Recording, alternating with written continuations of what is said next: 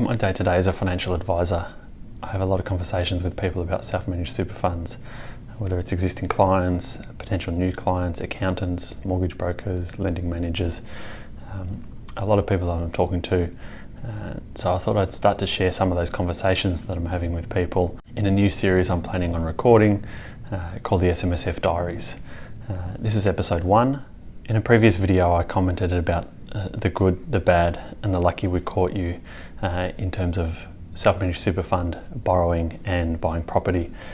In this episode 1, I just wanted to share a good news story around how the powerful structure of a self-managed super fund can work incredibly well with buying big assets, namely property.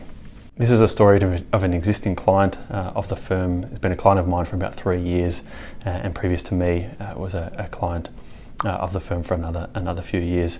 It's a good story about how they've used an existing self-managed super fund, existing accumulated retirement savings to buy and ultimately sell an investment property.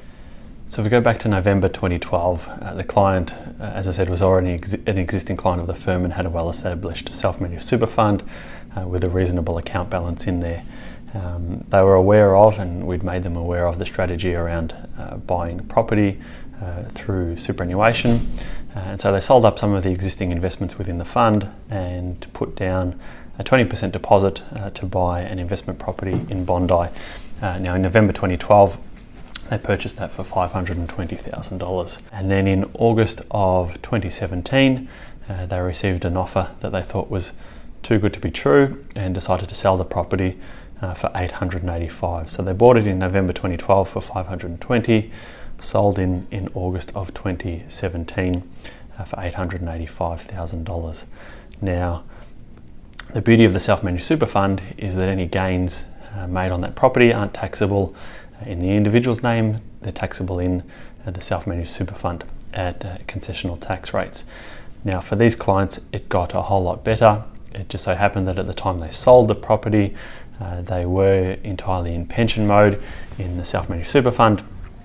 So capital gains tax was completely ignored. So the gain of $365,000, yeah, my math is right there, $365,000 that they made on selling that property, there was not a dollar of tax to pay because they'd retired at that stage and sold the property whilst they were in pension mode. So that's a good story that I've been involved in, where clients have successfully purchased and sold via a self-managed super fund an investment property. In next week's episode, I'll discuss with you a conversation I had with some clients where they'd entered into a self-managed super fund, probably wasn't appropriate for them, and it's ended up quite poorly.